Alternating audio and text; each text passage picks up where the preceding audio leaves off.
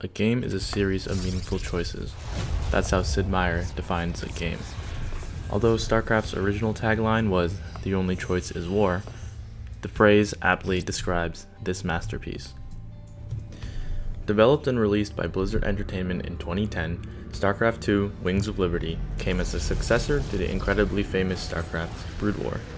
Hinging upon its former incredible popularity, the sequel made its way to eager real-time strategy gamers, or RTS for short, all across the world, either online or through physical media.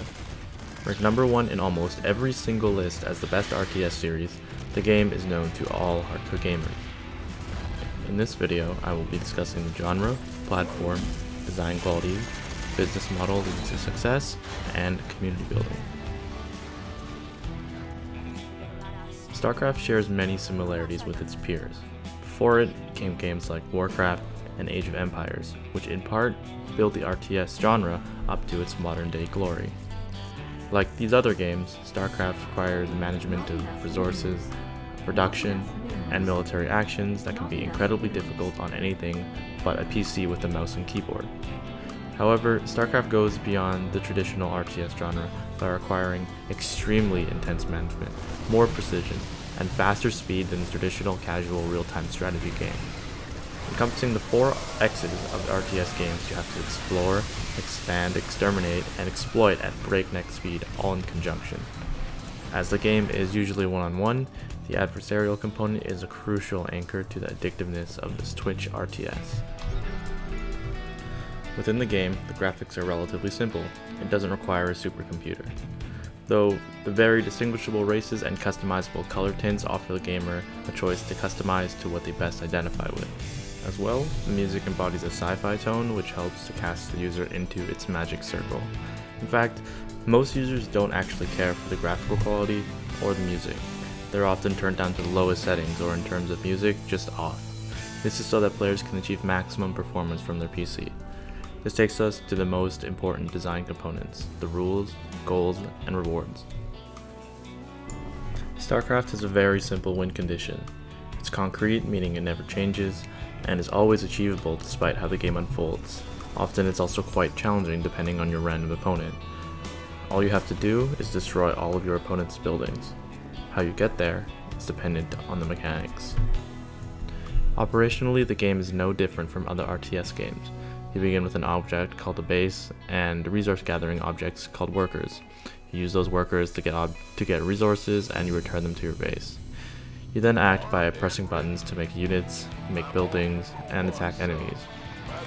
As the states of your units change and their health disappears, so does your unit. As you gather resources, you can build more. These basic functions are very simple, but in different combinations of choices, they can drastically change the game at any given second.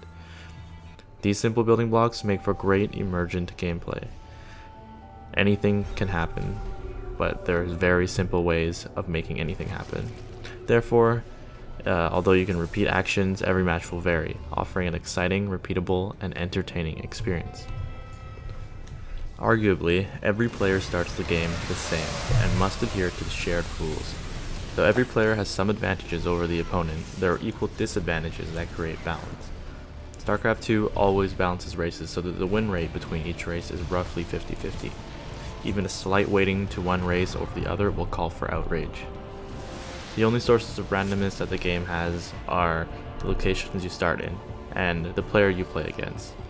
This input randomness combined with strictly enforced fair play leads to an equal playing field to fight for MMR points, which determine your rank and position in the leaderboards.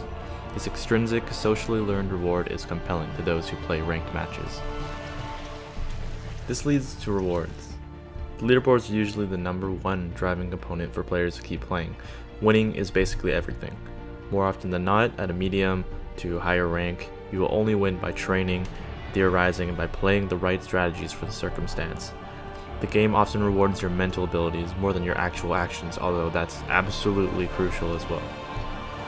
This heavily reinforces the behavior to continue, making gamers want to return to the game again and again. It is because of the high degree of one-on-one, give-it-my-all competitiveness that creates a distinctly powerful magic circle that can only exist in a hardcore game. As soon as the music starts and the loading bar begins, there is no way to back out. The loot is required to excel means discipline in skills and tactics, or Agon. The map loads, and this is the frame in which your focus cannot deviate. Your fate is sealed by just a few keystrokes. Then begins a prisoner's dilemma. Do I play incredibly safe, where we both suffer no information or advantage, or do I play incredibly greedy, in which one person plays safe and I may lose horribly or conquer them with incredible ease? Each player must predict the other's player movement and react without delay. This will make a player completely immersed, and having to compete and problem solve under constant danger will hold the player in place within the magic circle. In addition, Starcraft's predecessor was incredibly popular already. Around the world, millions of dollars in tournament prizes and sponsorships were awarded to the top players all around the world. As pro-level play became more popular, micro-celebrities came into being. Users began to mimic pros, follow teams, analyze their tactics, and attend events in order to share their passion together in real life. It's no surprise that when the game was announced, Starcraft 2, it was an instant must-have. In fact, Blizzard is quite famous for the artistic quality, although not necessarily within the game itself. Their trailers have an epicness that resembles blockbuster movie quality, and this is one reason why people are so drawn to the game for the first time. As Blizzard both created and distributed the game themselves, they were able to draw upon all of their resources and take as much time as they needed to develop the game. With as few stakeholders as possible pushing them to complete the game by a set date, they had all the time in the world to create exactly what they wanted. They also got to keep all of the money they made as a bonus. Blizzard further developed participatory play by enabling modders to customize game types and new maps for each other, giving an in-house method of producing and publishing content online. There are even built-in social functions that help people find each other, compete as clans, and train together in order to further their clan's reputation in the leaderboards.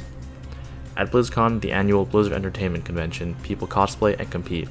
The target audience gets to unite in person and celebrate their dedication. As well, Blizzard gets to use this opportunity at their convention to market their next game. But how optimized is this game really for developing participatory play and building a community? Well, in the Starcraft 2 community itself, there has been heavy debate on whether or not the game is optimized for a popular mainstream audience. In my opinion, it really isn't. As stated before, the game requires intense focus and dedication to learn how to be good at the game. Any casual gamer can play the game, sure, but they most likely will be eradicated over and over until they choose to really delve into the mechanics.